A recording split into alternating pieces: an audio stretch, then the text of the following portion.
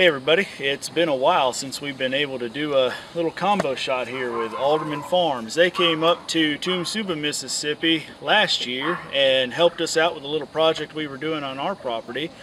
And Tommy, you're still helping me out, but this time I'm down here on their property. We're finishing up this Permaculture Design certificate course, and we have to design a site. That's how we complete this certification. And so I came to you and I asked you if you wouldn't mind if we use your acreage as the template that we wanted to use for our farm. And now, other than being a good friend, why were you interested in having that design? Well, I mean, it was perfect timing for us because Jared's newly developing expertise fits in perfect timing with us here at Alderman Farms, because you may remember on perhaps it was our last Homestead Help episode where we kind of talked about future plans.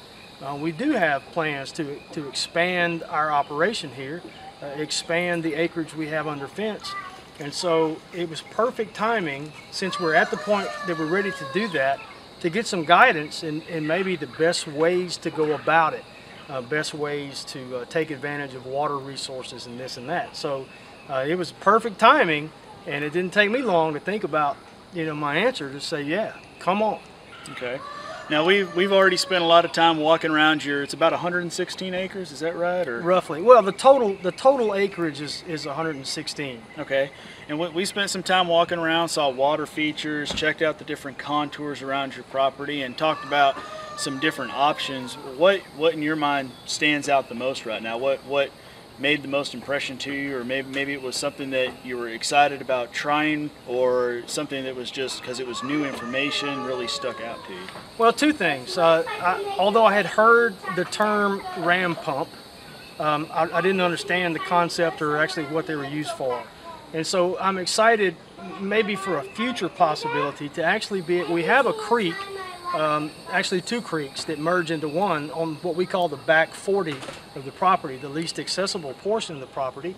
And never did I dream that there was any possibility to capture that water. So I'll be doing some research on that.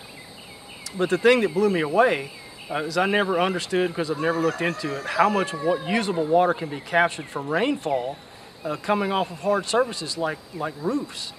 Jared did some little sort of off-the-cuff calculations based on what used to be our camp building. It's basically nothing more than a building sitting in the woods now, that's maybe 12 by 24, if that, and postulates that based on annual rainfall in this area, we could capture as much as, or possibly as little as, 11,000 gallons of usable water a year. That blows my mind. Yeah. So if we can capture that much water there, what could we do by incorporating here on the main part near our home, if we install a gutter system and rain capture system on all of the structures here, many multiples of that, and that blows me away.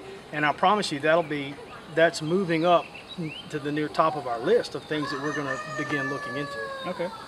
Well, so this is almost a starting point. Tommy and I have already had a couple conversations online and on the phone about getting started with this project, but I told him, I said, we just got to actually get on the ground and see what's really here. So now had an opportunity to sit down with you and your wife and talk about what your long-term goals are, what your short-term goals are, and so we can design a full implementation, but with the understanding that we want to focus on particular areas first, so that we can get those areas up and running first, because you already have cattle, you already have goats, you already have pigs and chickens, you even have turkey, and I'm sure I'm missing something. Dogs. And dogs. And cats. Plenty of dogs and cats. Cats. But we're going to focus on you wanting to get some more head of cattle. Yes, mainly we've got dairy cattle, 2 Jerseys, mostly for our own use, but we would like to maybe use those to their offspring. We breed them with an Angus bull to make their childbirth easier, but we would like to, one of the two actually had a heifer calf, and we plan on breeding her back to an Angus. Okay. So to get more beef into her line. So I don't know that we won't add any more dairy cattle, but we would like to branch into having a small herd to start with of beef cattle. Okay.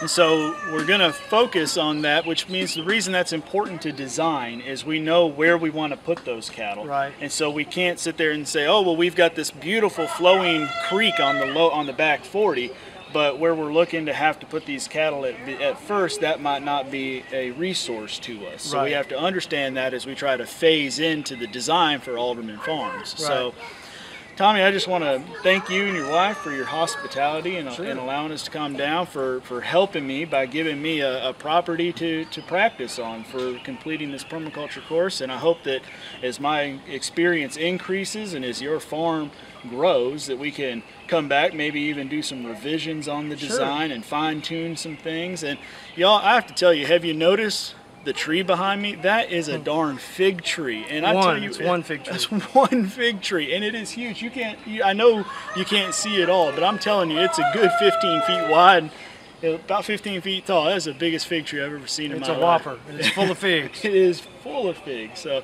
pretty amazing stuff. It'll be great to work with Alderman Farms and see you continue to grow as we continue to grow. And will our viewers be able to track this project? I sure hope so. Yeah. On both of our channels? We can, absolutely. Watch both of our channels, J&J right. Acres and Alderman Farms.